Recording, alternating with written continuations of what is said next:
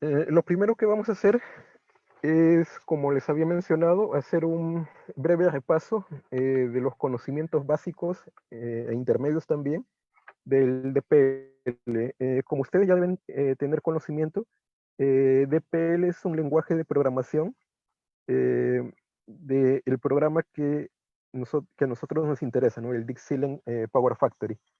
DPL, a manera de referencia, son las iniciales son las iniciales en inglés de Dixilen Programming Language, es decir, el lenguaje de programación de Dixilen, que en realidad tiene bastante parecido con el lenguaje de C++. Entonces, si ustedes conocen ese lenguaje de programación, para ustedes DPL les va a resultar más fácil de entender y aprenderlo.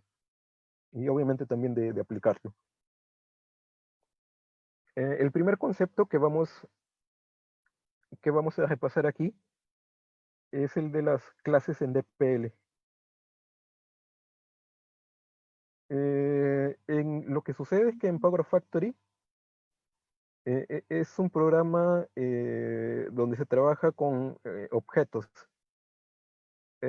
Toda la base de datos de Power Factory contiene objetos y cada uno de esos objetos tiene lo que se llama un class name. Por ejemplo, aquí tenemos esta figura. La figura que tenemos aquí nos muestra tres objetos de la base de datos de Power Factory. Por ejemplo, tenemos este primer objeto de resultado, este primer objeto que me representa una carga. Vamos a encontrar que la carga tiene una clase llamada ELMLOD, element load. Entonces, cualquier carga va a tener esta clase. Se puede decir que eso es como si fuera una extensión, o si se quiere hacer la analogía, se puede decir que ese es el apellido de una carga, ¿no? Ya que en una base de datos nosotros podemos graficar nuestro diagrama unifilar y en ese diagrama unifilar poner n cargas, ¿no? Por ejemplo, carga 1, carga 2, carga 3, pero cualquier carga que creemos siempre se le va a añadir una clase. Y para cualquier carga, la clase que se le añade es lmlot. A ver, por ejemplo, si aquí yo dibujo un pequeño diagrama unifilar, voy a graficar aquí un generador, un transformador, una barra, una línea y una carga.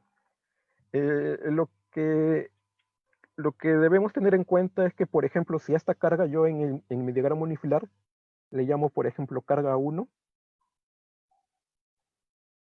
este es el nombre que nosotros ingresamos a través del editor gráfico del Power Factory. Nosotros ingresamos ese nombre, pero al momento de crearse ese objeto en la base de datos, esto de aquí se crea con el nombre completo, carga 1, punto, punto, y seguido del punto viene lo que sería la clase, que para el caso de cargas es ELM lot. Entonces, esto de aquí vendría a ser el nombre del objeto. Nombre del objeto. Y lo que está después de este punto, esto de aquí vendría a ser la clase. La clase del objeto. Y lo mismo se aplica para cualquier elemento del diagrama unifilar y en realidad para cualquier elemento de la base de datos. Por ejemplo, esta barra de aquí, ¿no? Esta barra, yo en mi diagrama unifilar le puedo poner tal vez el nombre bus1. Le pongo este nombre bus1, pero cuando se crea en la base de datos, su nombre completo va a ser bus1, punto, seguido por la clase de ese objeto. La clase que le corresponde en este caso a las barras sería esta de aquí. Entonces la barra tendría esta extensión o esta clase. ELM term, elemento terminal, ¿no? Entonces, este bus 1 es el nombre que se le ha ingresado desde el editor gráfico. Esto de aquí es el nombre. Y lo que está después del punto es la clase. Aquí pueden ver, por ejemplo, también, ¿no? La clase para una línea. Si a esta línea yo le pongo de nombre L1, entonces en nuestra base de datos, su nombre completo sería L1 punto y la clase ELM LNE, que vendría a ser un element line. Entonces, eso es lo primero que debemos tener en cuenta antes de programar en DPL, que cualquier objeto va a tener un nombre, pero además también va a tener una clase.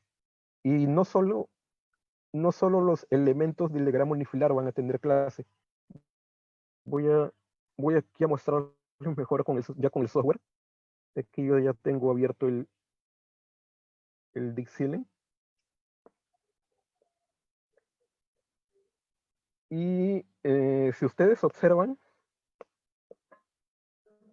cuando editamos un elemento, aquí está desactivado mi proyecto. Voy a activar un proyecto cualquiera para que ustedes puedan ver este concepto, ¿no? De clase.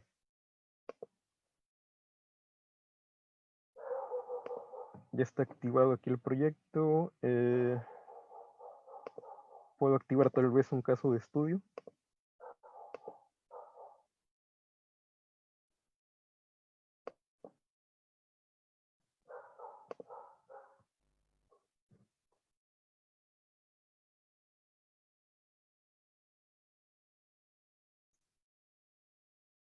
Me comentan que no se está compartiendo la pantalla de Dixieland. Sí, a ver, aquí voy a volver a compartir la pantalla.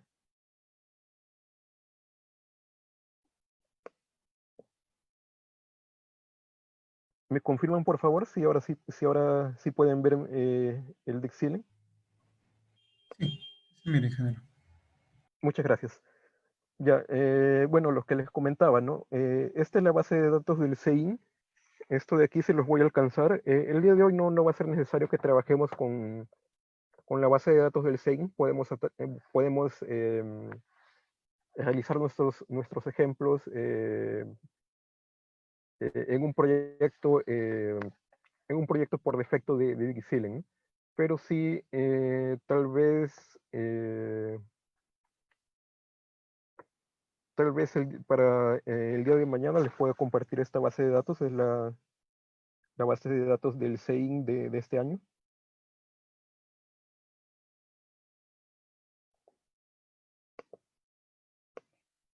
Y lo que les comentaba en la presentación es que cualquier elemento, por ejemplo, aquí estoy abriendo una carga, tiene aquí un nombre. Cuando ustedes crean un objeto con el editor gráfico, en name ustedes le ingresan el nombre. Pero si ustedes ven aquí en la parte superior de la ventana, la carga, además del nombre, se le añade aquí una extensión. Esa extensión vendría a ser la clase. Entonces, aquí ustedes pueden apreciar el nombre completo de este elemento.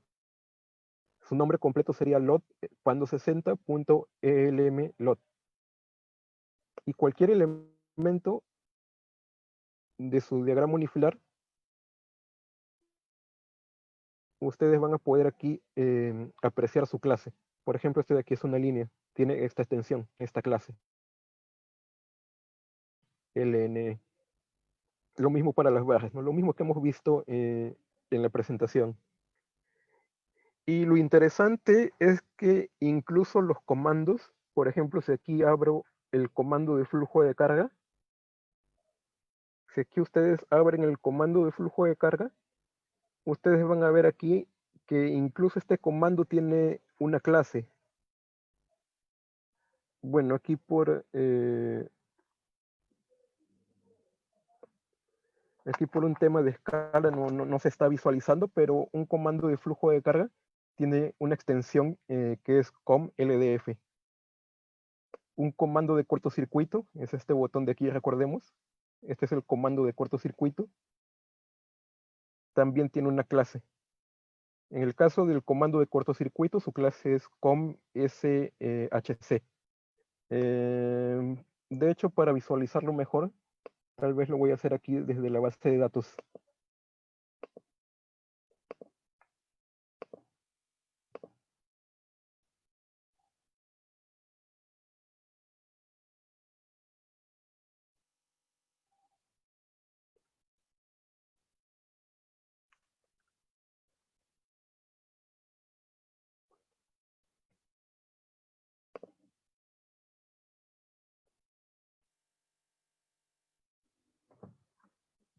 Bueno, aquí no se está apreciando bien, pero la idea es que cualquier objeto de la base de datos, cualquier objeto va a tener una clase, no solo los elementos de red, también los comandos de cálculo, ya sea un comando de flujo de carga o un comando de cortocircuitos, las herramientas para análisis de estabilidad también, todos esos comandos tienen una clase.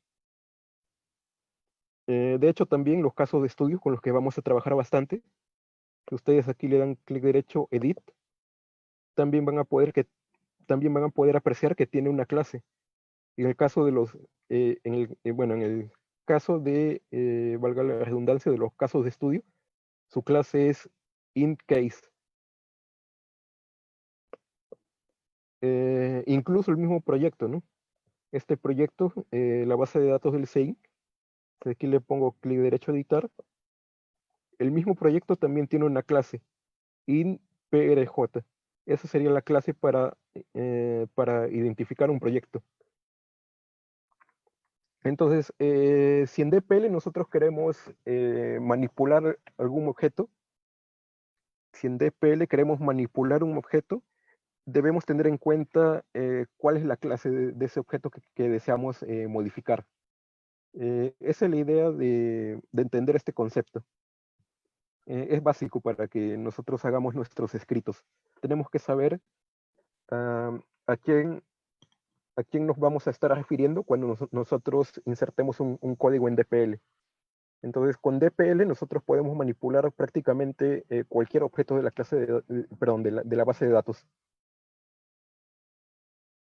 Ya que para la base de datos, todos estos de aquí son objetos. Todo lo que está en la base de datos son objetos que se pueden acceder desde luego a través de DPL.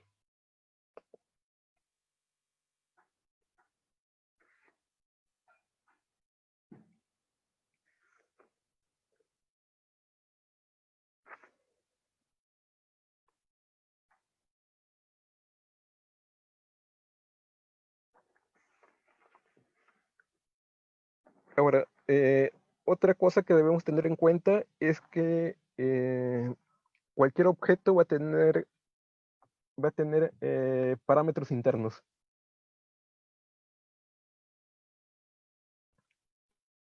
Eso es lo que este texto. Cada objeto definido por su respectivo class name posee parámetros internos y constantes. Obviamente, a esto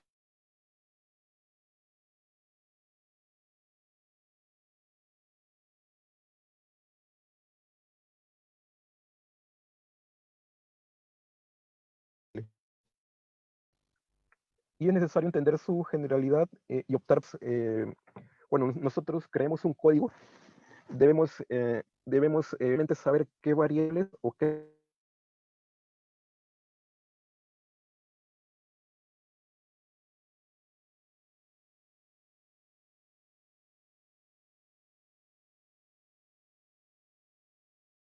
leer o editar, pues, por ejemplo, tal vez crear un reporte, donde se muestre la potencia activa y reactiva del flujo de carga para esa línea. Entonces ahí estaríamos hablando de tres variables. Una variable que me indique cuál es el nombre de la línea, otra variable que me indique cuál es la potencia activa de esa línea y otra variable que me indique cuál es la potencia reactiva de esa línea. Entonces, cuando nosotros desarrollamos nuestros escritos, tenemos que tener en cuenta qué parámetros necesitamos obtener y qué parámetros deseamos editar para cada uno de los objetos. Y para eso hay que tener en cuenta que en Power Factory nosotros tenemos los parámetros divididos por diferentes categorías. Por ejemplo, los parámetros de la categoría M corresponden a corrientes, voltajes y potencia. Los parámetros de tipo N corresponden a resultados de barra. S corresponden a señales. Por ejemplo, si tenemos estos parámetros S, por ejemplo, se trabaja bastante cuando se tienen modelos dinámicos, ¿no? Es decir, cuando tenemos, por ejemplo, un modelo de un regulador de tensión, un estabilizador de potencia, ¿no? Entonces, para esos objetos se trabaja bastante con las señales o con los parámetros de tipo S. Parámetros de cálculo, que son parámetros de tipo C o de tipo B.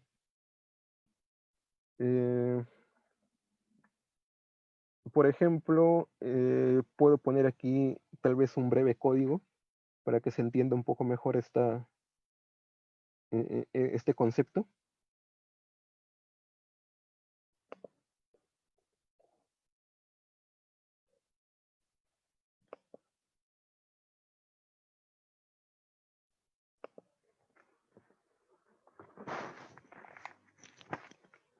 Por ejemplo, nosotros podemos definir un objeto con dpl, nosotros definimos un object, y a ese object nosotros le podemos poner que sea online. Esto de aquí es el nombre de la variable definida en dpl, ¿no? Online, que en este caso yo le estoy llamando online. Entonces,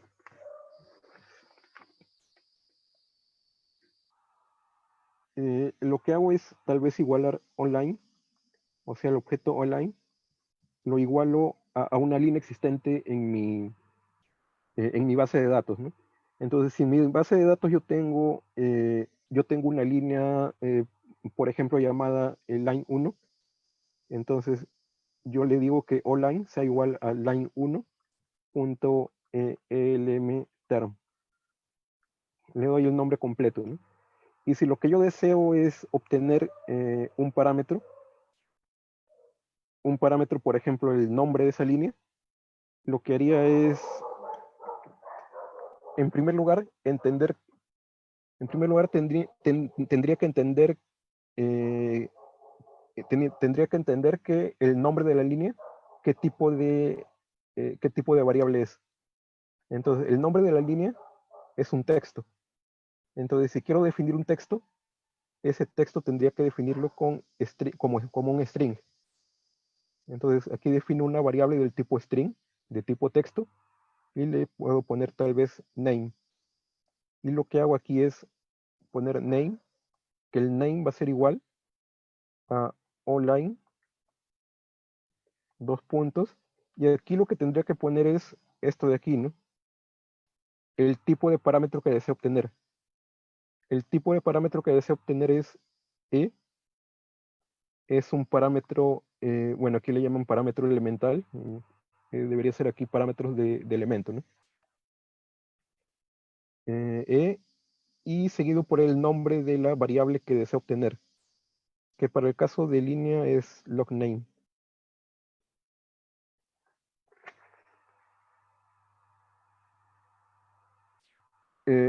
Ahora, cómo nosotros encontramos estos nombres? Estos nombres de los parámetros. Estos de aquí son parámetros. Son parámetros de un objeto. Ahora, para saber el nombre exacto de un parámetro, de un objeto, nosotros podemos ir aquí a Power Factory.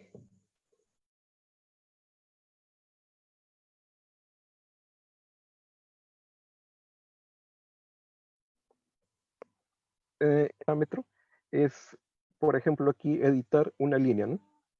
Si quiero saber cuál es el nombre de un parámetro de una línea, lo que hago es editar la línea. Y si, por ejemplo, yo quiero saber cuál es el nombre del parámetro name, aquí podemos ver que este es el campo name, este es el parámetro name. Lo que hago es posicionar el cursor del mouse en ese campo.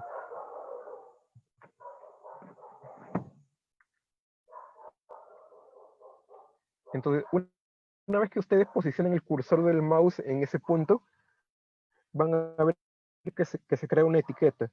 Esa etiqueta me dice parameter name y, seguido de eso me está indicando cuál es el nombre de ese parámetro para este objeto.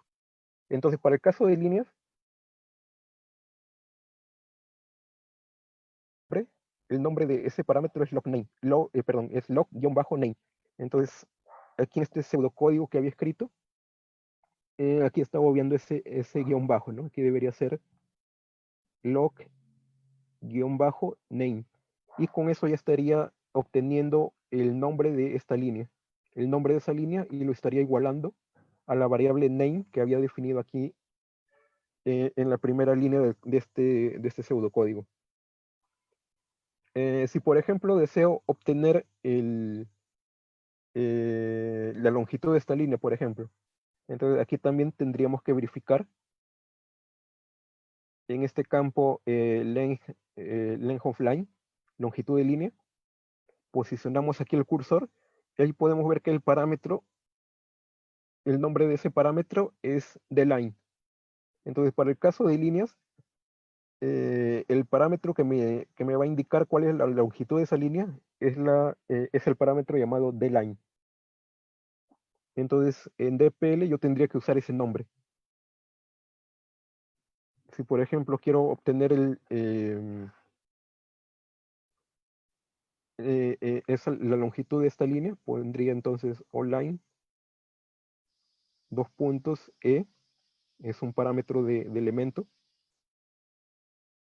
y aquí pondría la variable de line, y eso lo tendría que igualar a otra variable, ¿no? Que en este caso, como estamos hablando de longitud, la longitud ya no es un texto, es más bien un valor numérico. Y como es un valor numérico,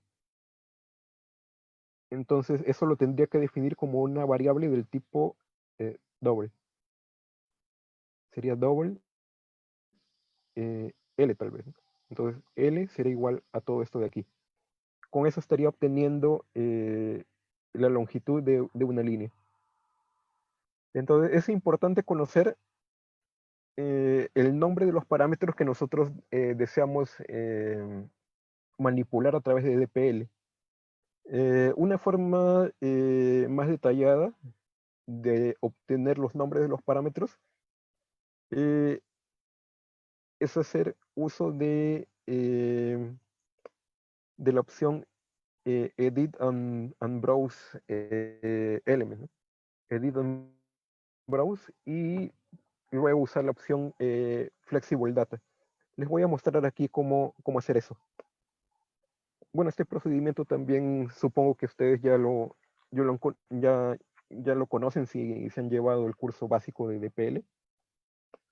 Lo que hago es, por ejemplo, aquí marcar todas estas líneas.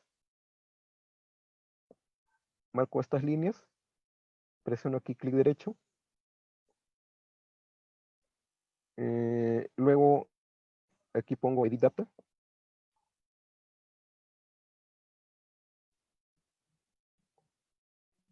No, perdón. No es necesario marcar todas las líneas, ¿no? Puedo marcar una sola. Marco una sola línea, presiono clic derecho y aquí tengo esta opción, Edit and Browse Data. Entonces, una vez que ustedes eligen esta segunda opción, Edit and Browse Data, se va a abrir la base de datos de Power Factory. Una vez que se abre la base de datos de Power Factory, ustedes van a ver aquí filtradas todas las líneas de este proyecto. Entonces aquí se crea un filtro con todas las líneas.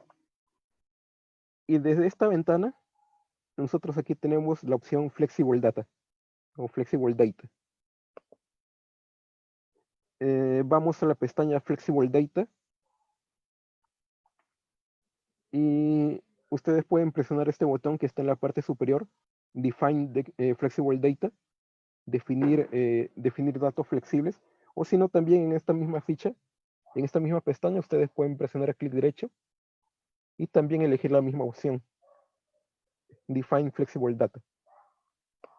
Entonces, haciendo esa operación, ustedes pueden acceder a todos los parámetros disponibles para, en este caso, todos los parámetros disponibles para las líneas. Aquí recordemos que estamos visualizando líneas.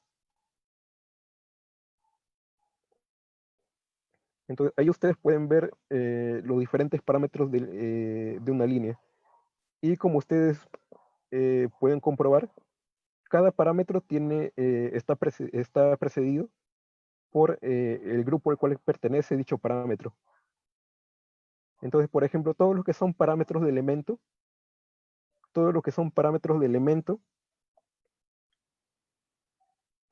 lo encontramos aquí en el variable set llamado element parameter. Entonces, todos los parámetros que están dentro de este set deberían tener este texto, ¿no? Dos puntos seguido por el nombre del parámetro. Aquí voy a bajar estas variables seleccionadas para que ustedes puedan visualizarlo.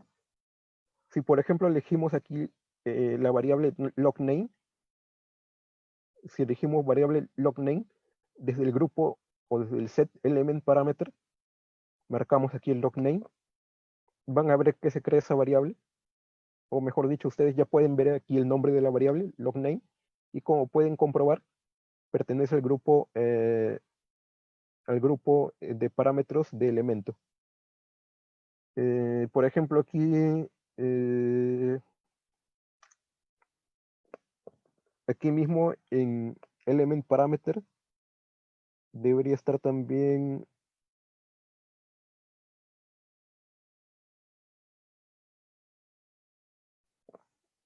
esta opción también. En muchos casos va a ser importante, ¿no? Saber si un elemento está en servicio o si está fuera de servicio. Entonces aquí pueden utilizar esta opción, esta variable. La variable se llama outServe. Es la variable que me va a indicar si el elemento está en servicio o si está fuera de servicio. Y esta variable pertenece al grupo E, el grupo de parámetros de elemento. Otra variable importante para líneas, por ejemplo, puede ser esta de aquí, ¿no? Dline. Dline es la longitud de la línea. Y dline también pertenece al grupo E, al grupo de parámetros de elemento. Yo asumo que ustedes ya tienen experiencia con el Dixilen, con el Polo Factory. Y me imagino que ustedes ya deben saber, ¿no? Que en Dixilen se trabaja bastante con el concepto elemento y tipo, ¿no? Cuando nosotros creamos un elemento, puede ser, por ejemplo, un generador, para que coja nuestro flujo de carga o para que coja en realidad cualquier cálculo, lo que nosotros debemos definir son datos de elemento y datos de tipo. Y ese tipo, el tipo se almacena en la carpeta library del proyecto. Aquí vamos a verlo mejor con la base de datos.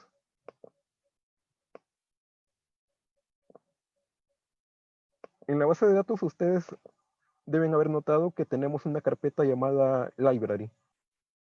Entonces, eh, cuando ustedes crean un objeto en Power Factory, cuando ustedes crean un elemento de red, por ejemplo el generador, ustedes, ustedes insertan el generador en su diagrama unifilar y ustedes editan el generador y le ingresan datos.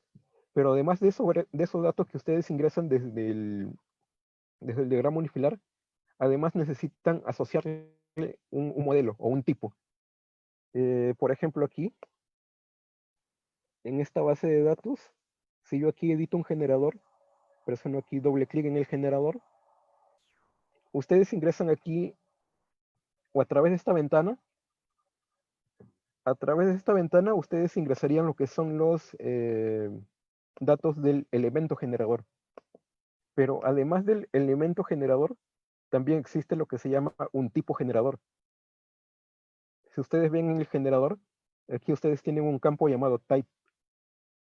Entonces, en type, ustedes también tienen que ingresar otros datos. Y este type o este tipo de generador va a estar almacenado, todos los tipos se van a almacenar aquí en la carpeta library. Todos los tipos se almacenan en la carpeta library. Entonces, en resumen, para cualquier elemento de red, ustedes tienen que crearle un elemento y un tipo. Bueno, para la mayoría, ¿no? Hay algunos casos, por ejemplo, las cargas y las bajas no necesitan obligatoriamente un tipo, ¿no? Pero todos los demás elementos, por ejemplo, un generador, un transformador, eh, eh, y una línea, obviamente también. Esos elementos, todos esos elementos necesitan que estén asociados a un tipo, ya que si esos elementos no tienen un tipo, no les va a correr el flujo de carga. Y para entender qué es lo que se almacena en el elemento y qué es lo que se almacena en el tipo, volviendo al ejemplo del generador, en el caso de, en el caso del elemento generador, en el elemento generador, básicamente ustedes lo que van a ingresar son los datos con los que va a operar ese objeto, ¿no? Aquí ustedes ingresan los datos de operación del generador, es decir, cuánta potencia está despachando, cuáles son los límites de potencia activa y reactiva con los cuales, o entre los cuales debe operar este elemento. Pero los datos de placa, ya si hablamos de los datos del fabricante, de las capacidades del equipo, eso se define en el tipo. En el tipo generador, lo que nosotros definimos son los datos de fabricante del generador.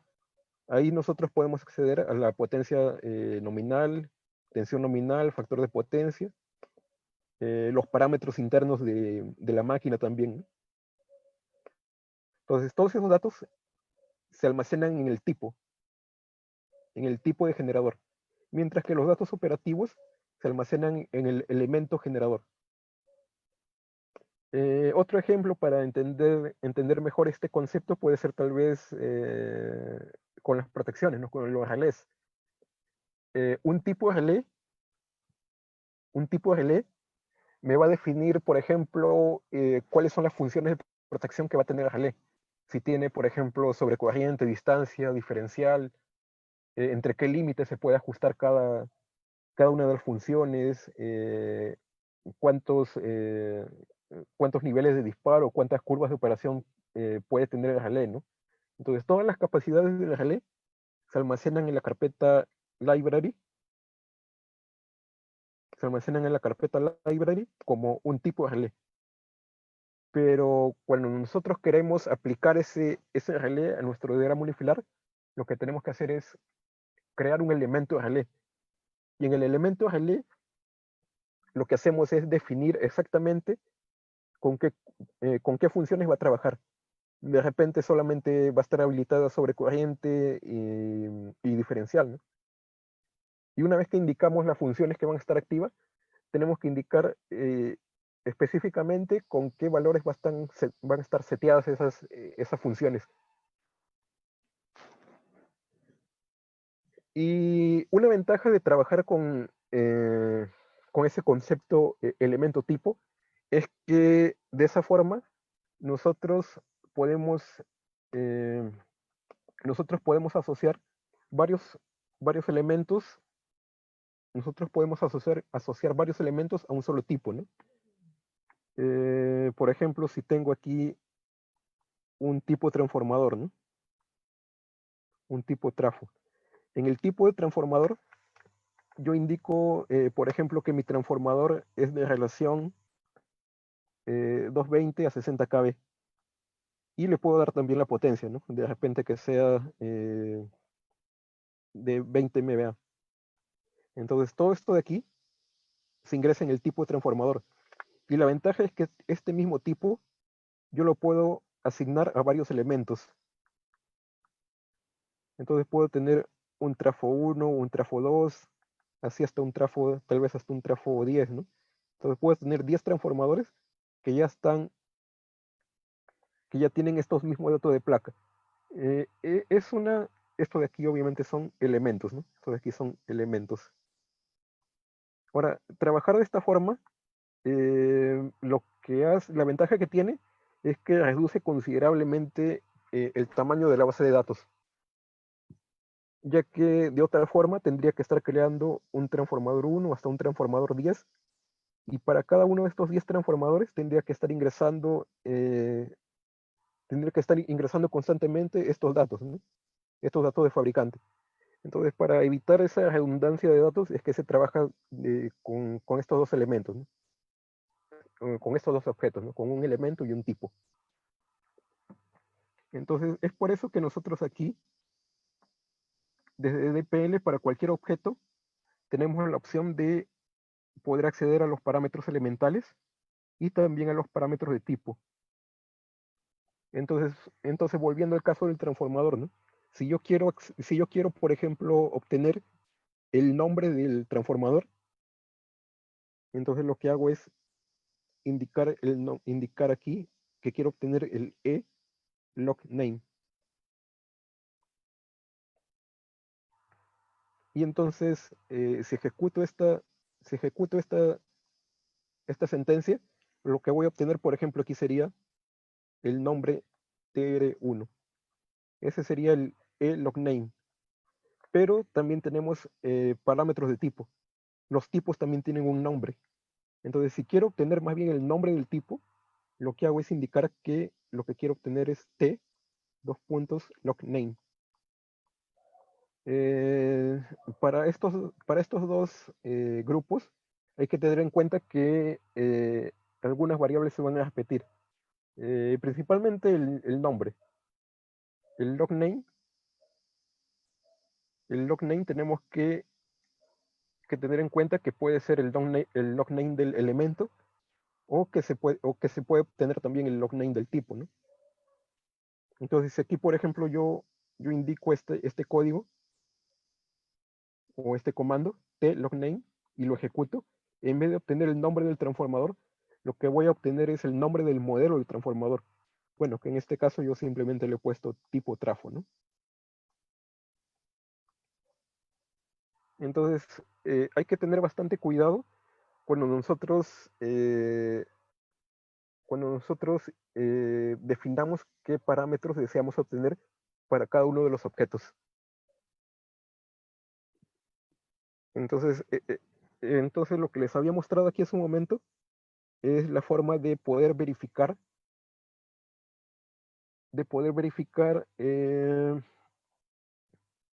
los nombres de cada uno de los parámetros, ¿no? Por ejemplo, voy aquí a acercarme con esta lupa. Aquí, por ejemplo, tenemos un transformador de 3 desvanados. Si quiero saber cuáles son los parámetros para este transformador, si quiero saber los parámetros para este objeto, lo que hago es marcarlo, presiono clic derecho, voy a la opción Edit and Browse Data,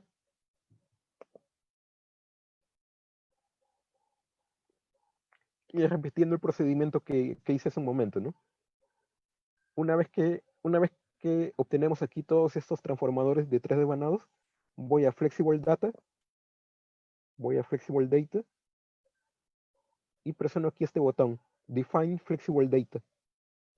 Presionando este botón, Define, entonces ahí podemos acceder a todos los parámetros de este objeto. Y en este caso, el objeto al que estamos accediendo es el transformador de 3 desvanados. Y aquí podemos ver sus parámetros principales, ¿no?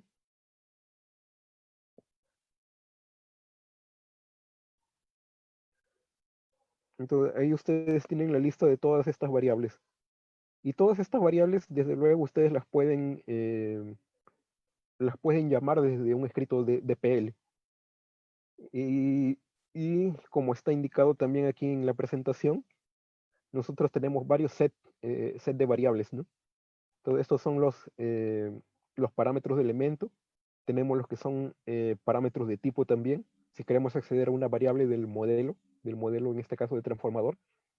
Y si vamos aquí a loadflow, también podemos acceder a este set, al set de variables llamado current, voltages and powers, corriente, tensión y potencia. Entonces aquí también podemos acceder a estas variables, que ya vendrían a ser variables de resultados del flujo de carga. Entonces si queremos acceder a variables del flujo de carga, vamos aquí a loadflow, podemos elegir este primer set, y aquí por ejemplo puedo ver la potencia, ¿no? Si quiero monitorear tal vez la potencia en el lado de alta, entonces marco aquí esta variable, marco la variable pbus.hb. Ese sería el nombre de esa variable. En la parte de derecha aquí pueden ver que el nombre completo sería m2.p2.bushb. Entonces en dpl ese sería el nombre de la variable que tendría que ingresar, en caso que la desee monitorear tal vez, ¿no? Entonces de esa forma ustedes acceden a cualquier parámetro. Incluso también, por ejemplo, para los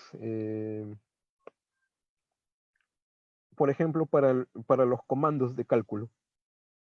Si quiero ver qué variables tiene el comando de flujo de carga, lo que hago es, ubicarme en un caso de estudio activo. Me ubico aquí en el caso de estudio. Y este caso de estudio ya tiene, un comando de flujo de carga.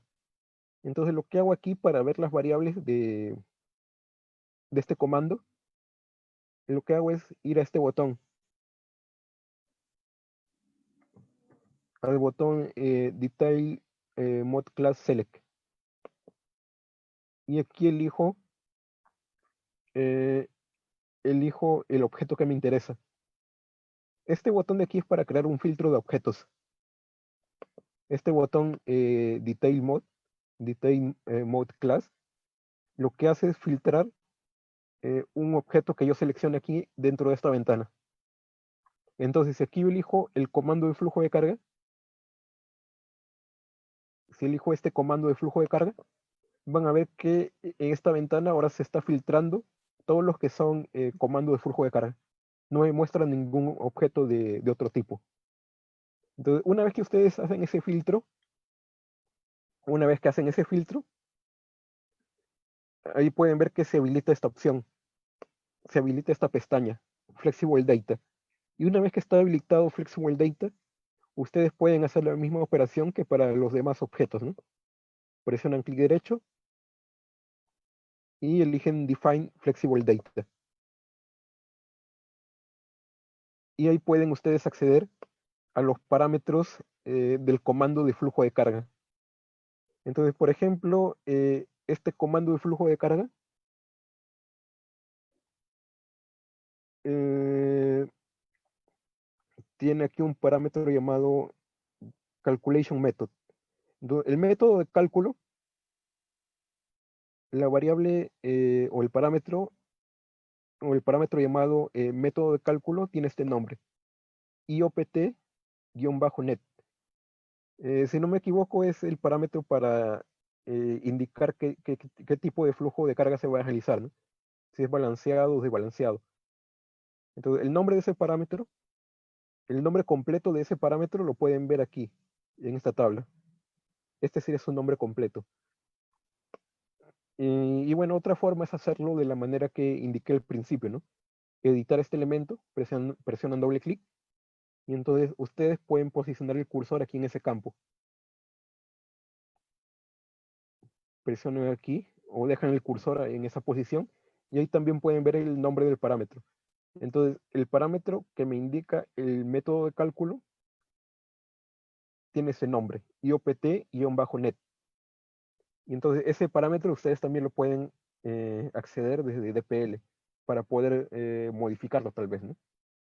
Vamos a ver ejemplos, ¿no? De cómo realizar eso, tanto para elementos de red como para los comandos e incluso también para los casos de estudio. Son varios objetos que vamos a editar a lo largo de los ejemplos. Entonces, ese es el concepto que se quiere transmitir aquí a través de esta diapositiva, ¿no? Que cada objeto que está definido por su class name tiene un parámetro. Y ese parámetro pertenece a un determinado grupo, un determinado conjunto de variables. Y bueno, lo que hemos visto a través del Power Factory es, es ver cómo podemos acceder al nombre de esas variables, ¿no? Eso va a ser bastante importante cuando creemos o cuando analicemos un escrito de PL.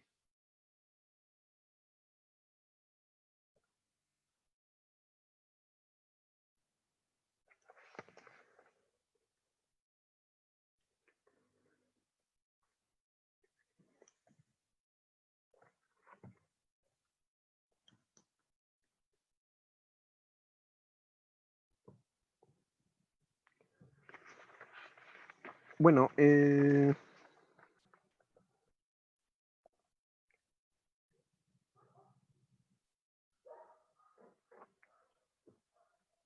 antes de proseguir, ya a partir de esta parte vamos a repasar unas funciones básicas y vamos a empezar ya a ver unos ejemplos para repasar los conceptos de DPL. Pero antes de proseguir,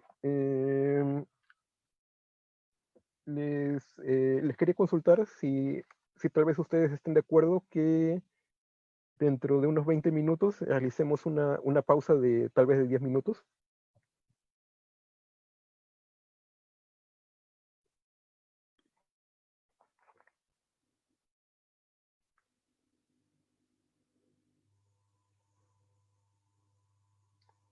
Sí, bueno, más que nada lo sugiero por cuestiones didácticas, ¿no? El día de hoy lo que estamos viendo es algo bastante básico, ¿no? Estamos haciendo un repaso de lo que ustedes ya conocían por propia experiencia o tal vez porque han llevado cursos anteriores, pero sí en las siguientes sesiones va a ser un poco más, tal vez trabajoso, ¿no? Hacer análisis de escritos más elaborados. Y por eso en las siguientes sesiones también, como les mencioné, por cuestiones didácticas, yo les sugiero que hagamos una pausa, ¿no? Porque son varios conceptos en realidad que hay que ir asimilando, hay varios análisis que hay que realizar. Sí, bueno, por el chat, Estoy de acuerdo. sí, está de acuerdo, muy, muy bien. Entonces, Carlos, un favor, no sé si podrías facilitarnos el PPT que estás mostrando para claro, tenerlo. sí, Si lo yo compartes en el al break, final, y sería chévere. perfecto, sí, antes del break yo les voy a compartir la presentación. Les voy a alcanzar también la base de datos del SEIN.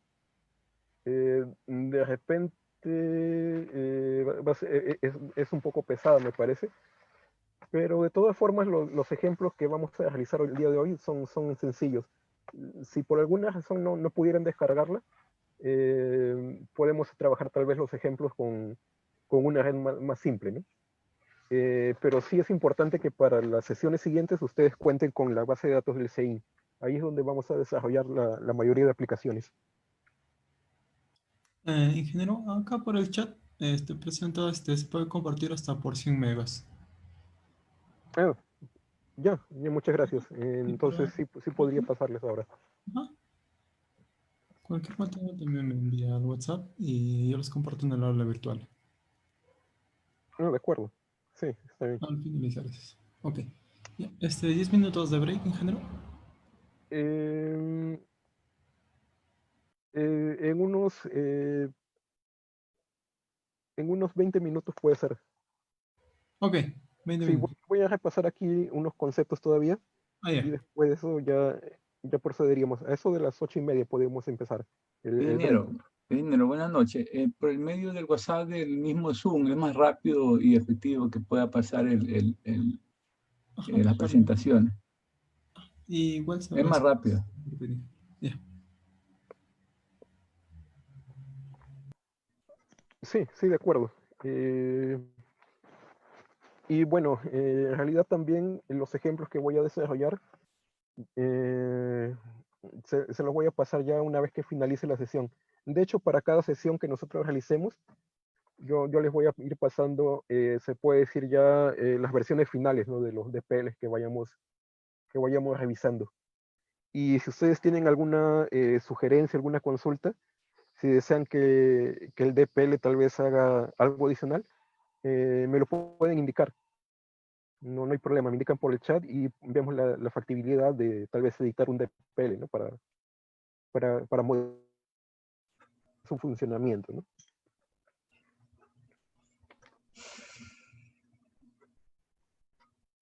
Muy bien, entonces continuando ahora con la presentación, lo que sigue es ver algunas funciones generales de DPL.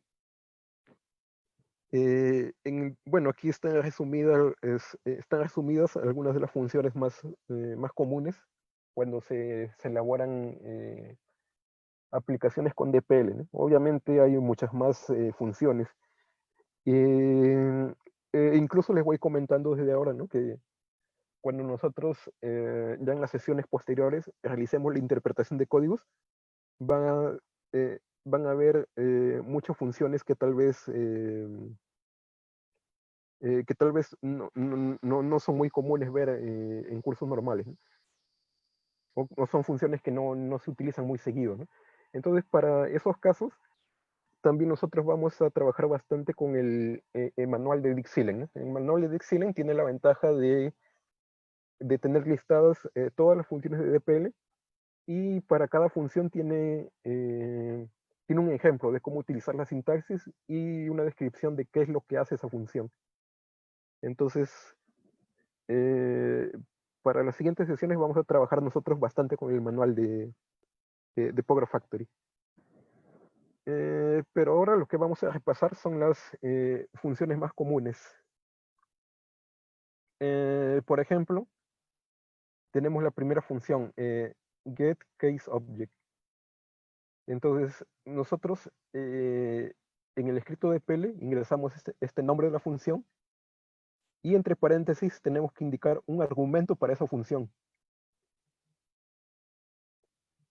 Y en el caso del getCaseObject, como argumento nosotros tenemos que especificar un string, es decir, un texto.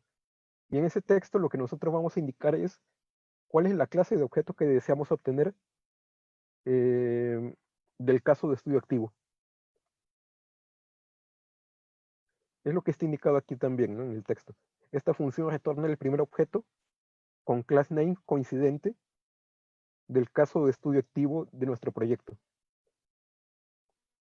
Por ejemplo, si nosotros queremos obtener eh,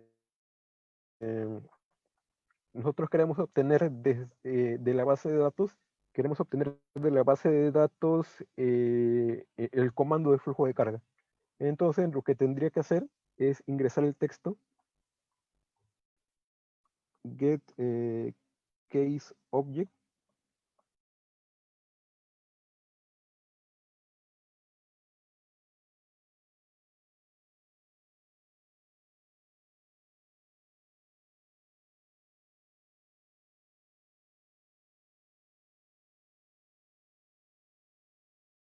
ingresa la clase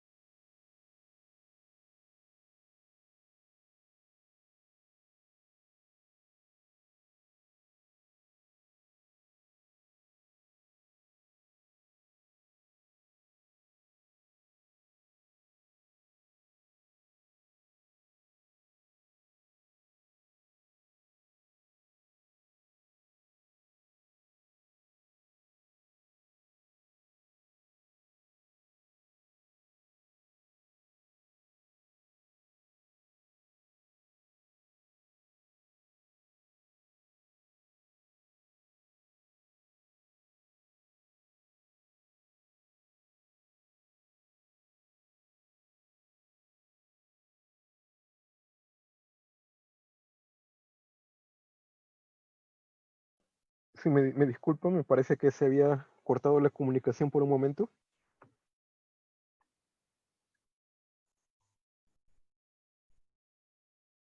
Bueno, están viendo ya mi pantalla, me imagino. Mira, continuemos. Perfecto. Ya, entonces, si nosotros ejecutamos este código, si este código lo ejecuto, por ejemplo, en el proyecto que tengo abierto, si ejecuto ese código, entonces lo que va a hacer ese código es buscar aquí en el caso de estudio activo. Entonces, el caso de estudio activo que tengo en este momento es este caso llamado 2021 App Max, Avenida Máxima, FC. Entonces, dentro de este caso de estudio que está activo, lo que va a hacer ese comando es, en este caso, va a buscar aquí, es decir, en esta carpeta, dentro de esta carpeta, va a buscar un objeto que tenga esta clase, la clase comLDF. Y como les había indicado, esa clase pertenece a un comando de flujo de carga. Entonces, si yo ejecutara esa sentencia, lo que estaría obteniendo sería este objeto. El resultado de ejecutar esa línea me daría este objeto, que aquí se llama Load Flow Calculation. Si aquí yo, por ejemplo, en vez de comLDF, le pusiera comshc,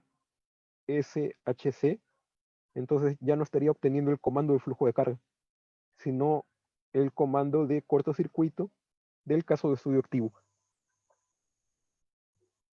Entonces estaría obteniendo este otro objeto, este de aquí, el Short Circuit Calculation.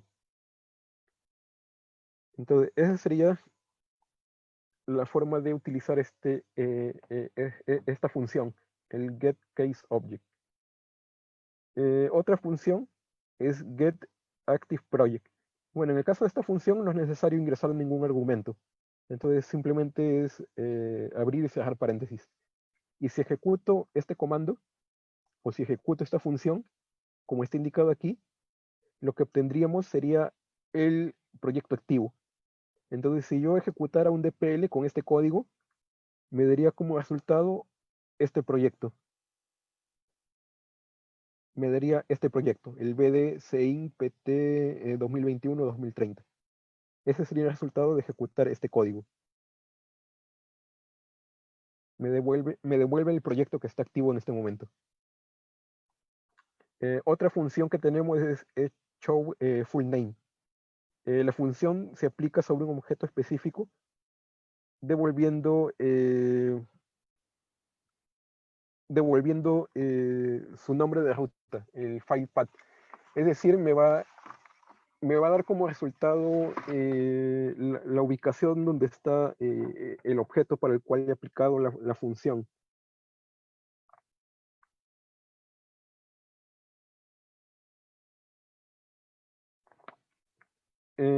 Bueno, luego tenemos la función ActiveCase. La función ActiveCase me dice que retorna el caso de estudio activo del proyecto específico. Entonces, si yo, por ejemplo, en el Power Factory ejecutara este código, si ejecuto esta función, entonces me va a devolver como resultado el caso de estudio que tengo activo en este momento. Y en este proyecto que tengo activo, ustedes pueden ver aquí en Power Factory que el caso de estudio que está activo en este momento es este de aquí, 2021 Avenida Máxima. Entonces, si yo ejecutara esa función, esto es lo que obtendría como resultado, este objeto, ese caso de estudio que tiene ese nombre. Otra función es getActiveScenario. Entonces, esta función, en vez de devolver el caso de estudio, lo que hace es devolverme el escenario de operación activo.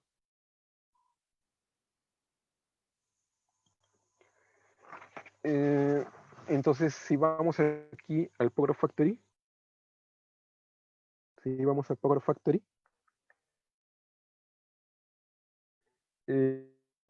este proyecto también debe tener un escenario.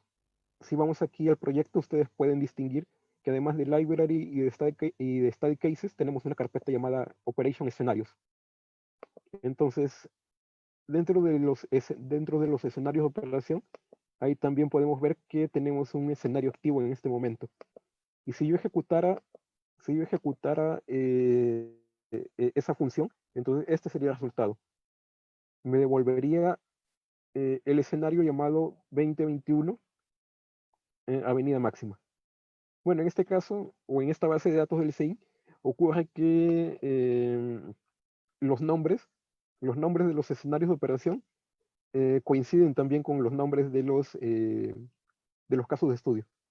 Pero obviamente, aunque tengan el mismo nombre, si ustedes editan, van a poder visualizar que los casos de estudio tienen esta extensión o tienen este class name, in case. Mientras que los escenarios de operación tienen, a pesar que tienen el mismo nombre, como son objetos diferentes, si aquí presiono edit, van a poder ver que tienen otra clase, o mejor dicho, otro class name. El class name correspondiente a los escenarios de operación es este de aquí, in scenario.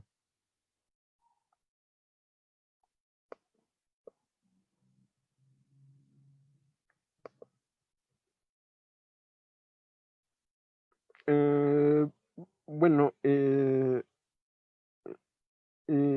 el curso básico yo creo que ustedes, o también por experiencia usando el software, deben tener conocimiento, ¿no? Que en la base de datos de Power Factory, o mejor dicho, en un proyecto, voy a hacer aquí la anotación. En un proyecto nosotros tenemos lo que son variaciones. Bueno, son conceptos que a veces se confunden bastante, ¿no? Lo voy a aclarar aquí un poco. En un proyecto nosotros podemos tener variaciones, podemos tener escenarios de operación y podemos tener también lo que son casos de estudio.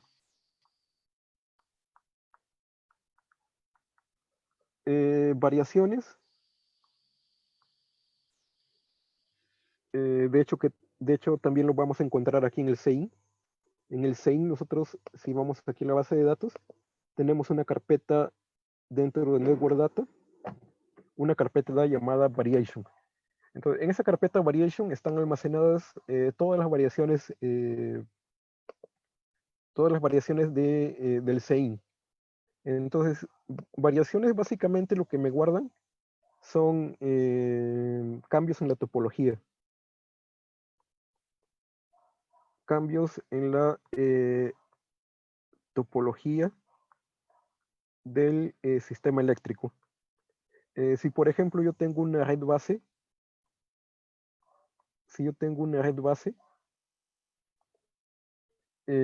con variaciones, lo que puedo hacer es a esa red, bueno, esa pequeña red que he dibujado, es hacerle tal vez una ampliación.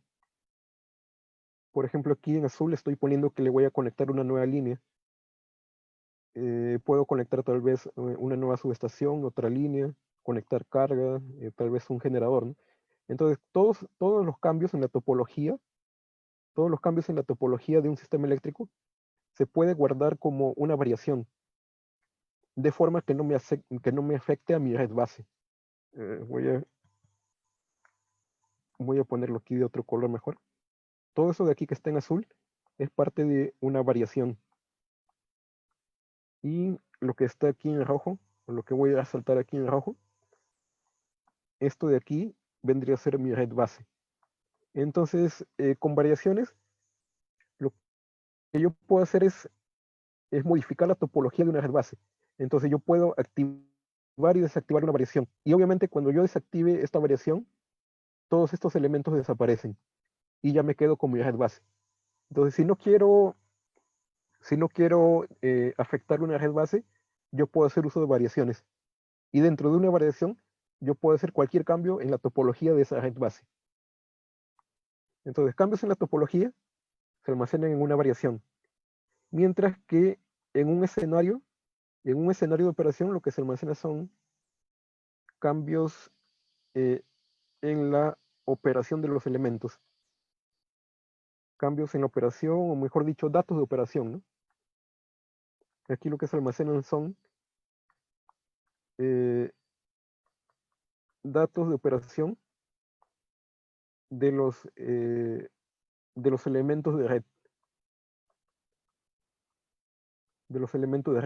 Por ejemplo, en mi red base, ¿no? En mi red base yo puedo indicar que tal vez este generador me despache tal vez 10 megavatios, ¿no? Y yo puedo crear un escenario. Para que este mismo generador, en un escenario tal vez de máxima, de máxima potencia, me despache este mismo generador tal vez 20 megavatios. Y puedo crear otro escenario, ¿no? Tal vez un escenario de mínima potencia, ¿no? Y ahí puedo indicar que este mismo generador me despache tal vez 5 megavatios, ¿no? Entonces, cambios en datos de operación se almacenan o se asocian a escenarios. Y cambios en la topología se almacenan en variaciones. Mientras que en caso de estudio, lo que se almacena básicamente son resultados. Son resultados y obviamente los comandos que ejecutemos, ¿no? Los comandos que ejecutemos, por ejemplo, un comando de flujo de carga, un comando de cortocircuitos, los comandos de simulaciones dinámicas, ¿no? Simulaciones dinámicas, lo que son análisis de estabilidad, ¿no? De transitorios también, ¿no? Entonces, todos los comandos que ejecutemos también se almacenan en caso de estudio.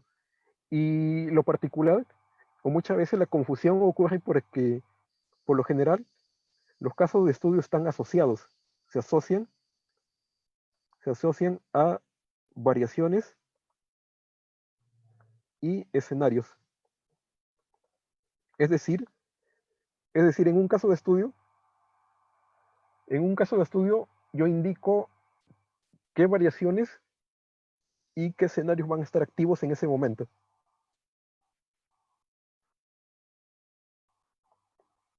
Se asocian a variaciones y escenarios. Es decir, aquí yo activo estos objetos, ¿no? Entonces, en el caso de estudio, yo indico cuál variación y cuál escenarios va a estar activo para ese análisis. Entonces, hay que tener en cuenta ese concepto, ¿no? Esto es parte, en realidad, del curso básico. Yo supongo que, o asumo que ustedes ya conocen ese concepto. Sí, aquí simplemente lo estoy repasando. Y bueno, si hubiera cualquier duda, no hay problema, ustedes me la pueden realizar. Y, y también para reforzar un poco este concepto, yo les voy a alcanzar también un material donde se explica con mayor precisión, ¿no? El alcance de cada uno de estos objetos, ¿no? De variaciones, escenarios y casos de estudio.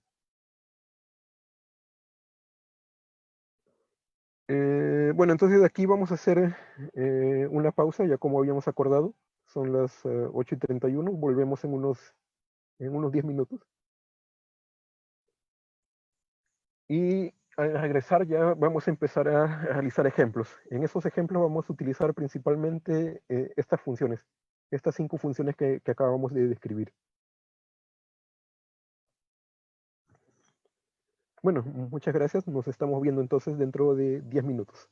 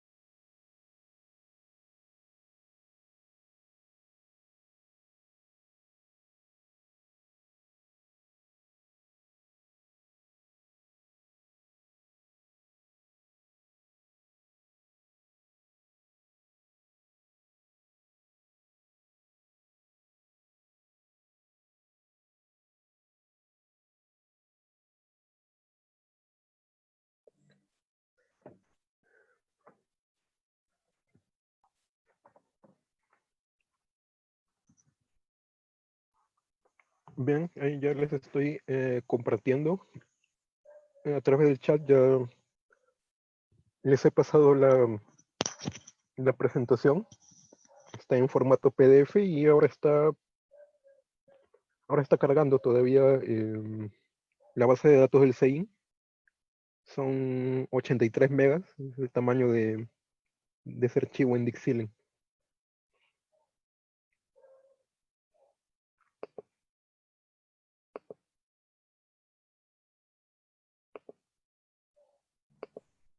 Disculpe, ingeniero, para pasar lo que es la base de datos, si no, tal vez podría subirla a alguna página para poder descargarlos cada quien directamente por el peso del archivo. En el aula virtual va a estar ingeniero. Ah, correcto, gracias. Todo va a estar en el aula virtual. Carlos, este archivo lo tienes actualizado hasta 2025.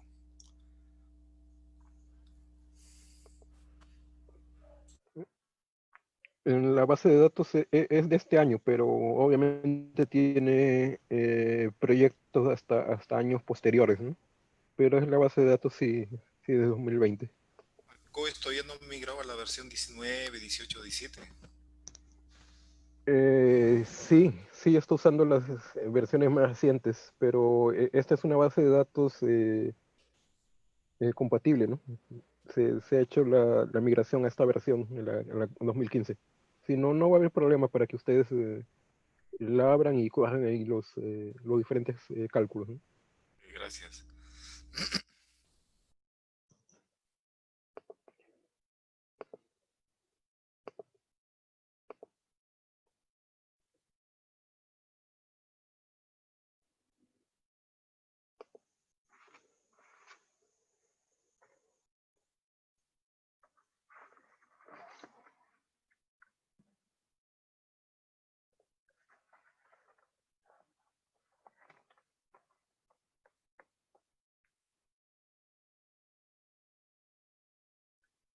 Bueno, entonces vamos a repasar un poco lo que hemos visto, lo que hemos visto en la diapositiva antes de la pausa. Habíamos visto las funciones generales de DPL. Vamos a utilizar en diversos ejemplos estas funciones. Y podemos crear, por ejemplo, en primer lugar, un escrito DPL que a través de esta función, de la función getCaseObject, me ejecute un flujo de carga y un cortocircuito.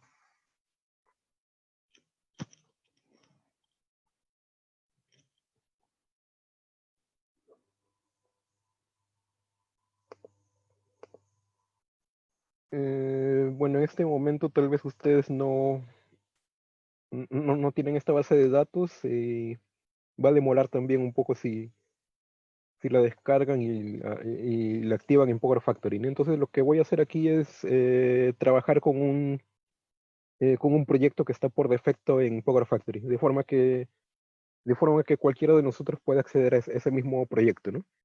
Entonces lo que voy a hacer es abrir aquí el Power Factory. Una vez que está abierto el Power Factory, voy a ir a la opción File. Dentro de File, voy a la opción Examples. Voy a abrir un proyecto que ya por defecto está precargado en Dixieland, en Power Factory. Y puede ser tal vez el ejemplo de Transmission System. Está modelada una red de transmisión, entonces elijo aquí el botón Transmission Systems. Y para abrir el proyecto de este ejemplo, presiono aquí este botón, el botón Import and Activate Example Project. Entonces con este botón voy a abrir ese proyecto de ejemplo.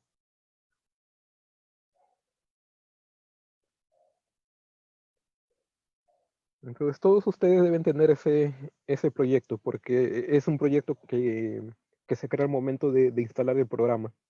Entonces no van a tener problemas para acceder a ese proyecto. Bueno, aquí en esta ficha está el diagrama unifilar del sistema de ese sistema de transmisión que se ha modelado. Y bueno, para empezar voy a crear un primer escrito. Un primer escrito utilizando esta primera función que habíamos visto, la función getCaseObject.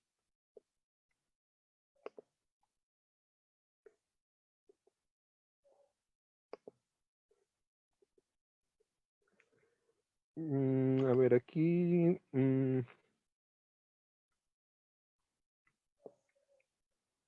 ya para ordenarme un poco, lo que voy a hacer aquí en mi usuario, voy a crear una nueva carpeta. Aquí en mi usuario presiono clic derecho, New Folder. Y voy a crear aquí una carpeta llamada primera sesión. Entonces todos los DPLs que voy a crear el día de hoy los voy a almacenar dentro de esa carpeta. El primer paso que voy a realizar es ese, ¿no? Crear una carpeta donde se van a almacenar los ejemplos que voy a desarrollar. Entonces aquí ya dentro de mi usuario tengo esta carpeta llamada primera sesión. Dentro de esta carpeta voy a crear todos los DPLs del día de hoy. Para empezar entonces, les había comentado que voy a crear un escrito para que se ejecute un flujo de carga y un cortocircuito. Entonces, me ubico en esta carpeta. Ustedes ya deben saber cómo crear un DPL. Entonces, se ubican en la carpeta. Como ya deben saber, lo que hacemos aquí es presionar el botón New Object, este tercer botón desde la parte izquierda. Presionen el botón New Object. Y dentro de este menú Elements, dentro del menú Elements, eligen la opción DPL Command and More. Y se aseguran que aquí en Element esté seleccionada la opción DPL Command. El DPL Command me va a permitir crear un escrito DPL. Presionen aquí OK y ya se crea el DPL. Esta es la ventana del DPL, como ya ustedes deben conocer. Repasando un poco aquí, el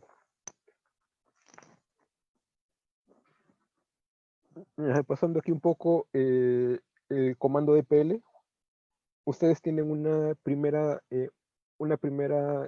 pestaña llamada Basic Option, o una primera ficha llamada Basic Option. Entonces, en esta ficha, ustedes pueden definir las variables de entrada, o los parámetros de entrada con los cuales ustedes van a trabajar este escrito. En Type, ustedes pueden elegir el tipo de variable que van a definir. Si, por ejemplo, eligen una variable double, la variable double, recordemos que es para definir un número, un valor numérico, que incluye incluso decimales. El otro tipo de variable que tenemos disponible es la variable int, la variable integer o entero. Entonces, si defino una variable entero, como el nombre lo sugiere, lo que voy a estar definiendo es un número entero, sin decimales. Se puede elegir como tipo también string. Entonces la variable va a almacenar una cadena de texto o una cadena de caracteres. Si queremos crear una variable que sea texto, entonces elegiríamos la opción string. Si queremos crear una variable objeto, elegiríamos la siguiente opción, la opción object. Entonces la opción object, por ejemplo, me va a permitir asociarla, por ejemplo, a una línea, a un transformador, a un generador. Incluso también me va a permitir asociarse a un comando.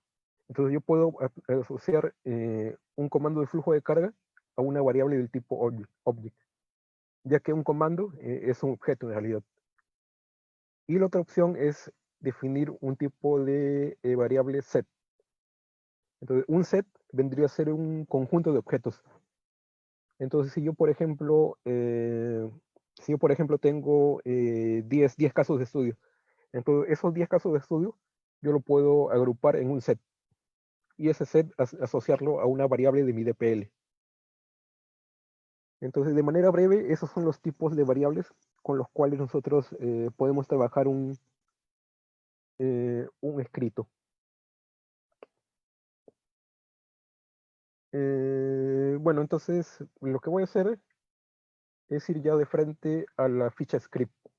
En la ficha script nosotros podemos ingresar ya el código del DPL. Aquí nosotros podemos ingresar el código. Y bueno, las variables ustedes las pueden definir aquí desde la ficha basic.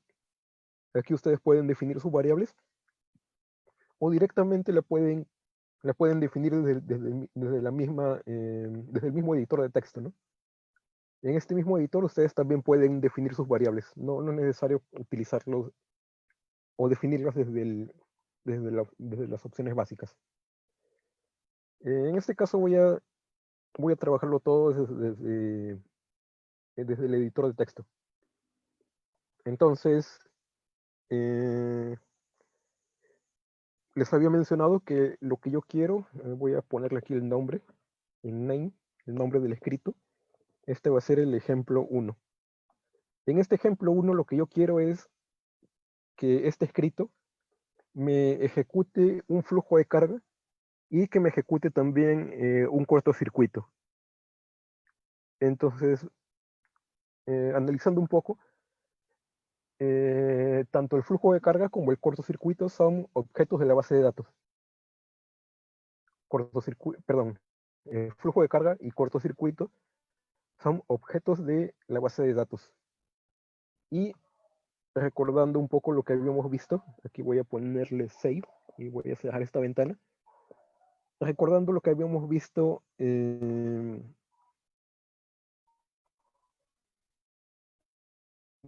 durante la presentación, esos objetos se almacenan aquí en el caso de estudio activo.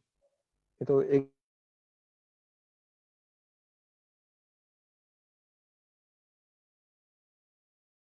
pueden ver que ahí es donde se almacena a estos objetos. Yo podría usar esta función. Podría usar la función getCaseObject, que justamente me retorna o me devuelve un objeto. Me retorna un objeto que está almacenado dentro del caso de estudio activo. Entonces aquí volviendo al DPL,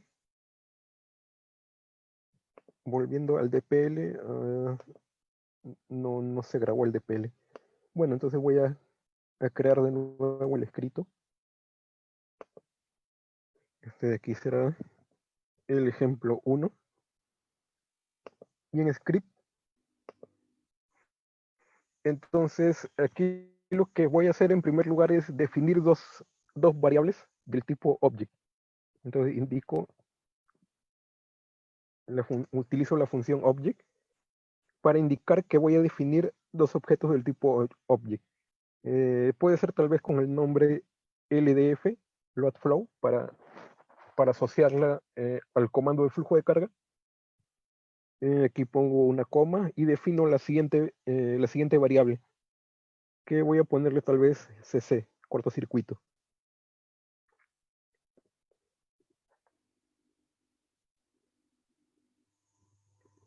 Y bueno, al final de cada línea, recordemos, va un punto y coma, ¿no?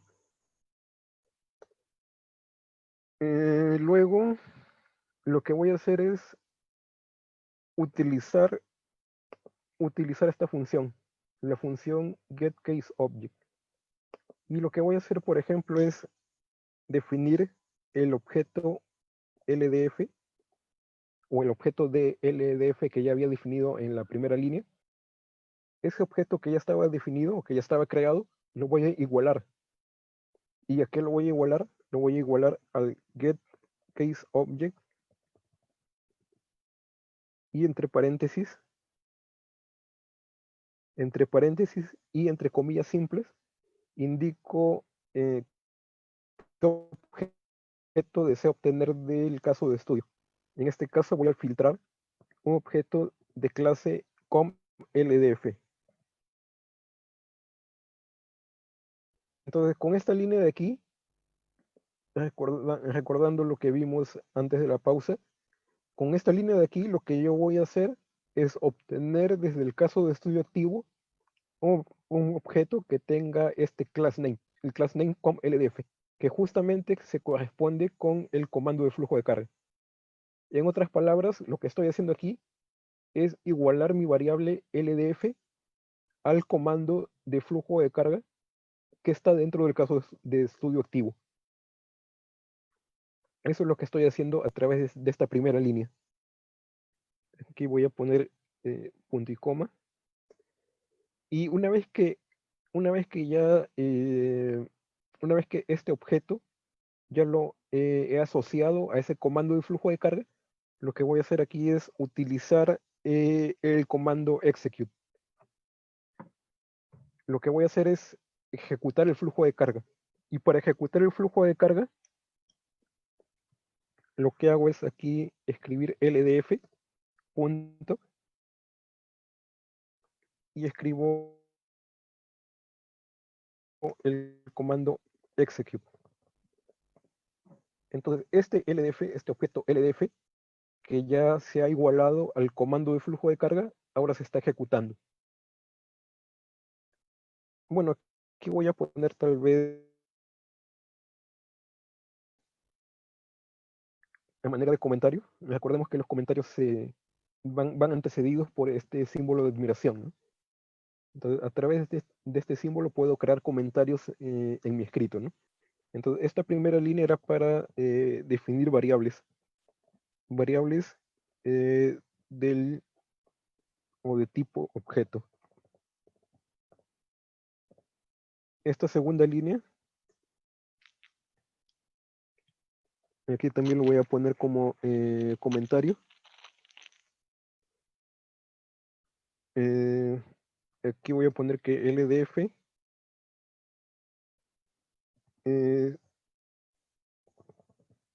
se iguala al comando de flujo de carga del caso de estudio. Y en la tercera línea lo que se está haciendo es ejecutar el flujo de carga.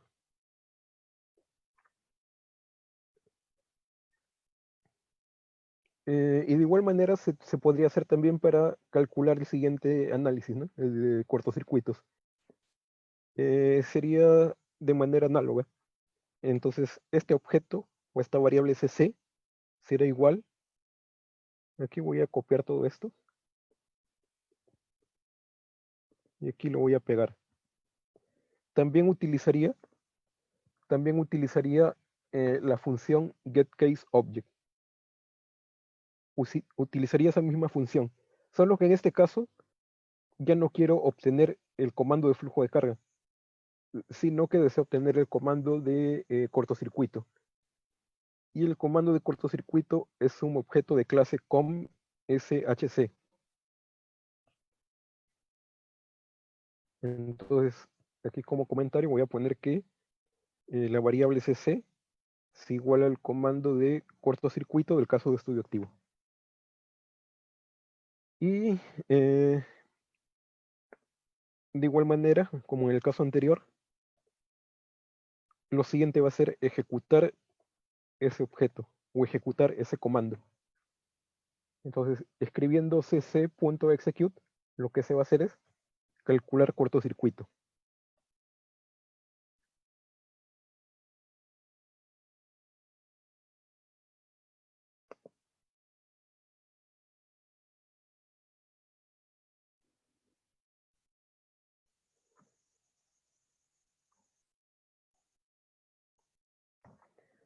A ver, aquí en el chat de un compañero consulta si el comando com ldf de flujo de carga, ¿cómo diferencia el llamado de un flujo de carga balanceado o desbalanceado? ¿O activa el último flujo de carga realizado? Bueno, tal y como lo estamos desarrollando en este momento, lo que va a hacer es ejecutar el flujo de carga con el último ajuste, que se le ha realizado. Entonces, si aquí yo edito que voy a poner save, si yo aquí edito este caso de estudio activo,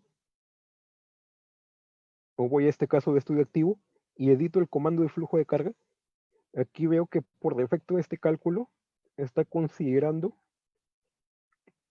el flujo de carga, un cálculo de flujo de carga balanceado. Entonces, si yo ejecuto ese DPL, se va a ejecutar con todas estas opciones que están ya predefinidas. Si yo quisiera, por ejemplo, ejecutar un flujo de descarga desbalanceado, lo que tendría que hacer es modificar, o en el mismo DPL indicar que se modifique el parámetro que se está mostrando aquí en este momento.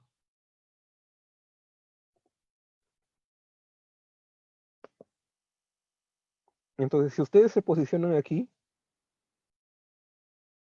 se posicionan en este menú, ahí pueden ver el nombre de la variable o el nombre del parámetro que tendrían que modificar, ¿no? Entonces, si ustedes desean que se calcule un flujo de carga, por ejemplo, desbalanceado, tendrían que escribir en su escrito que el IOPT-net sea igual, en este caso, a 1. Cuando ustedes tienen aquí un menú de este tipo,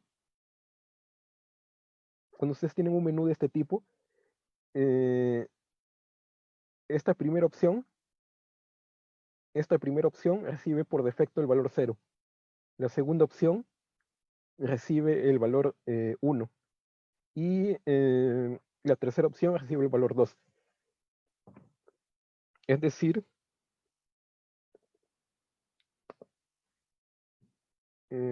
voy a indicarlo aquí en el DPL, el nombre de la variable, recordemos que es IOPT-net.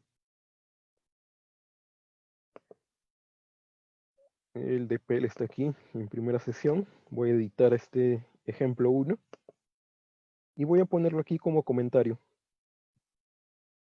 Antes de esta línea tal vez, aquí voy a poner comentario. El método de cálculo va a ser esta variable, la variable IOPT-net. Y aquí IOPT-net tiene tres opciones. La opción 0 sería flujo balanceado. La opción 1 es flujo desbalanceado. Y la opción 2 es, si no me equivoco, era flujo DC. Entonces, si nosotros queremos modificar ese parámetro de cálculo, o si queremos modificar ese método de cálculo, tendríamos que insertar una nueva línea de código. Y entonces tendríamos que, por ejemplo, indicar que el LDF,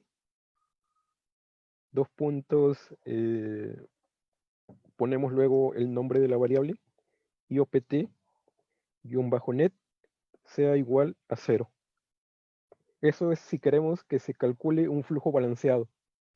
Entonces, una vez que nosotros ya tenemos ese objeto igualado a este comando, nosotros a través de los parámetros, como en este caso el IOPT-net, nosotros podemos ya modificar cualquiera de esos parámetros de ese objeto. Entonces aquí voy a poner save, voy a poner aquí close, para mostrar aquí. Y entonces, en este momento, por ejemplo, voy a poner flujo DC y lo voy a ejecutar. Entonces, en este momento, por defecto, mi comando de flujo de carga, se está ejecutando con un flujo DC. Entonces, ahora voy a ejecutar mi DPL para ver si se modifica esta opción. Entonces, con el código que he escrito, ya no debería ejecutarse un flujo DC, sino se tendría que ejecutar un flujo de carga balanceado, un flujo AC balanceado. Entonces aquí voy a abrir esto de aquí, el escrito ejemplo 1. Voy al escrito y una vez que ya tengo todo el código, la recomendación es siempre utilizar el botón check. Presiono aquí el botón check y verifican aquí en la ventana de salida que no haya ningún error. En este caso, aparentemente el código está correcto. Habría que comprobar ejecutándolo. Pero, bueno, a manera de demostración, por ejemplo, ¿qué pasa si aquí yo le voy a este punto y coma? Entonces, si yo le voy a ese punto y coma, aquí mi código ya me debería marcar el error, ¿no? Entonces aquí presiono check. Y aquí ustedes pueden ver en la ventana de salida que me está diciendo que este escrito llamado ejemplo 1, en la línea 6, aquí dice, bueno, que ya me está indicando cuál es el error, ¿no? En algunos casos es más complicado, ¿no? De descifrar cuál es el error, ¿no? Pero aquí sí ya me está diciendo que el error es porque estoy omitiendo este símbolo, este punto y coma con el cual se debe finalizar cualquier sentencia, ¿no? En este caso aquí me indica que es en la línea 6. Entonces aquí yo observo, bueno, aquí no es exactamente la línea 6, ¿no? Es la línea anterior, pero ahí es donde está faltando el punto y coma. Bueno, aquí yo en mi editor de texto yo ya habilité la opción para que me muestre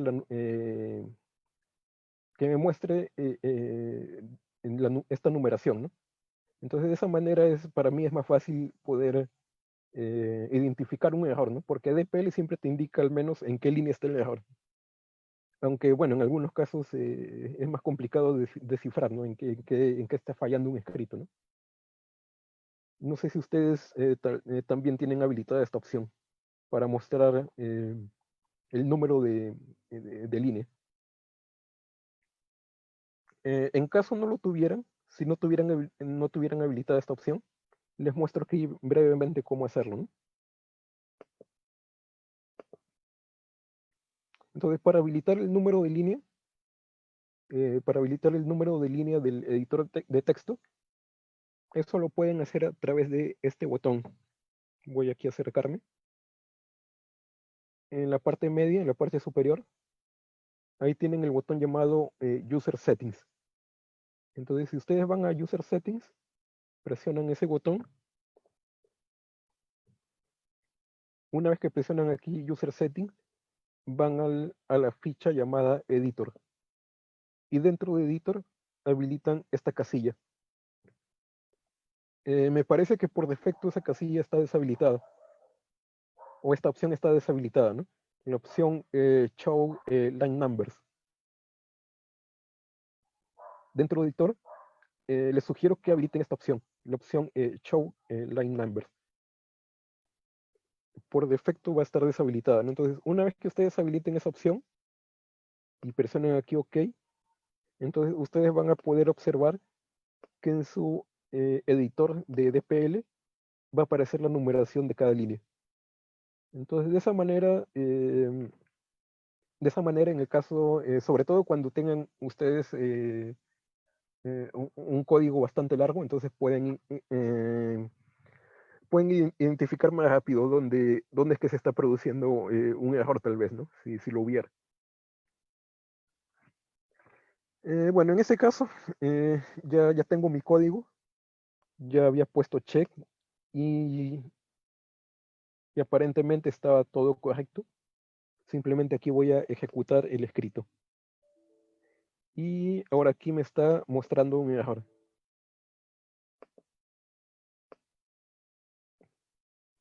El error que me está indicando aquí es que no puede acceder a la variable IOPT-net.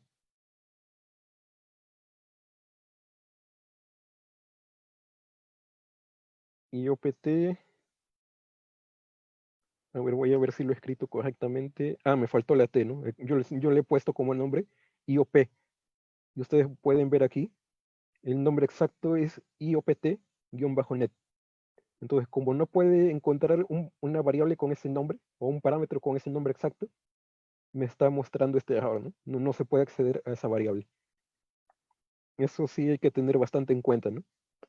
Y de hecho, EDPL es sensible a mayúsculas y minúsculas, ¿no?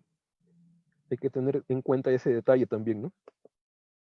Cuando nosotros definamos el nombre de una variable o cuando queramos acceder a un parámetro, hay que tener en cuenta también si ese parámetro está escrito o si en alguno de esos caracteres está escrito en mayúscula o minúscula. Carlos, una consulta, ¿no se supone antes de los dos puntos tenía que ir una letra E, M, S, B? En este caso no lo pusiste. Eh, Del claro, parámetro sí, IOPT, decíamos que era si eres un elemento es un E, si es otro tipo un C o un A, claro, B. sí. En este caso, ¿por qué se obvia?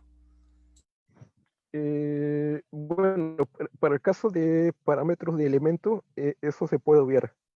Si ustedes quieren más bien acceder a parámetros que, por ejemplo, sean parámetros de cálculo o parámetros de tipo, sobre todo parámetros de tipo, ¿no? Entonces, en esos casos sí es necesario indicar eso. Aquí como es un parámetro de elemento, no, se puede obviar en realidad. Si yo aquí presiono ejecutar,